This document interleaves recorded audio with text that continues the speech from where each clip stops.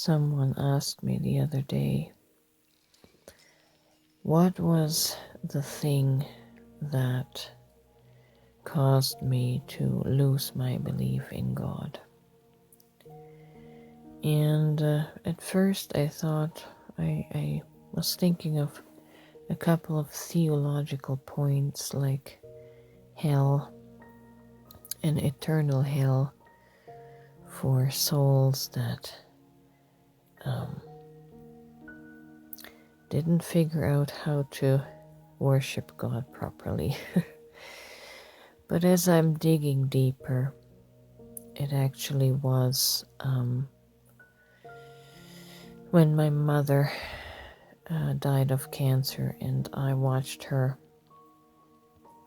pray, which really is just beg and plead for God to heal her, and there was no healing. There was no God doing anything as she got eaten up by the cancer. And I think that is what traumatized me so much, that something in me broke. And I realized that our own minds are the greatest deceiver, deceiving ourselves into believing that there is a God out there that has our back, which is actually not true, but our mind will certainly convince us of that. And yes, you might get some lucky shots in your life where you prayed and it seemed like you got an answer, but there's going to be one event in your life at some point where God is going to let you down. And yes, our mind will cause us to blame the devil. Our mind will not allow any stain or blame to be put on God or Jesus. But really, this whole idea that Satan is the one that kills and steals and destroys, while God stands by and does nothing. God is as much guilty as Satan would be. They are in cahoots. And anyways, that is what made me realize that this whole notion of believing in God and believing that God has my back was actually a lie. And you can break this down in several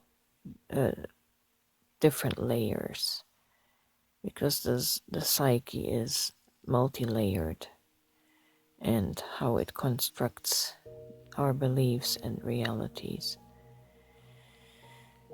But it is all a lie.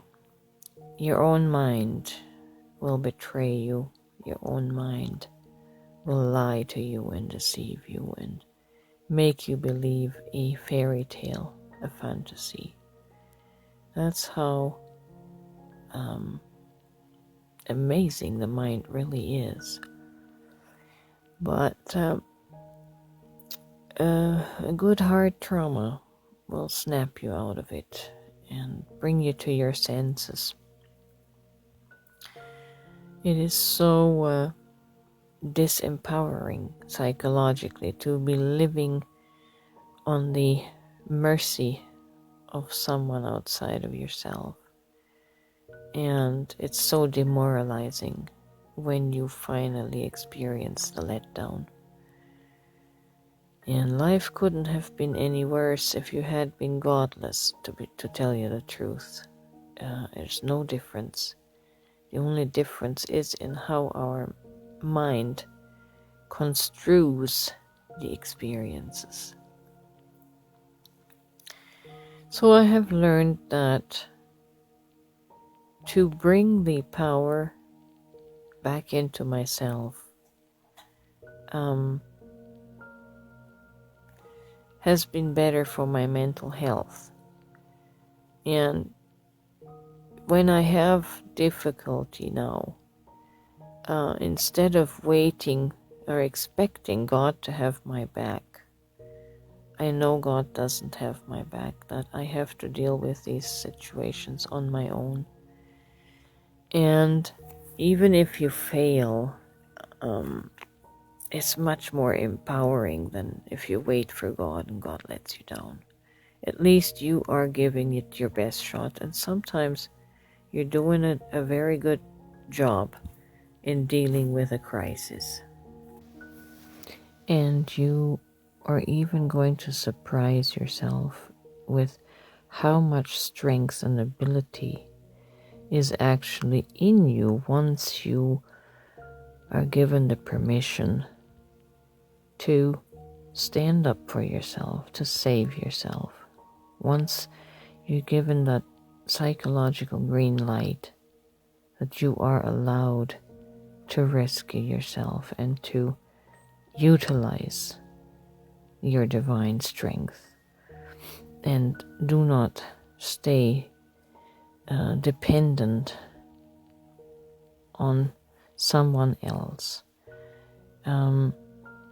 That's really when your true self starts living, when you start living from true consciousness. So that was really the Achilles heel that destroyed my faith in God and destroyed my duality, and led me to conscious awakening that I am responsible for my life, and it puts a whole different energy into the whole experience.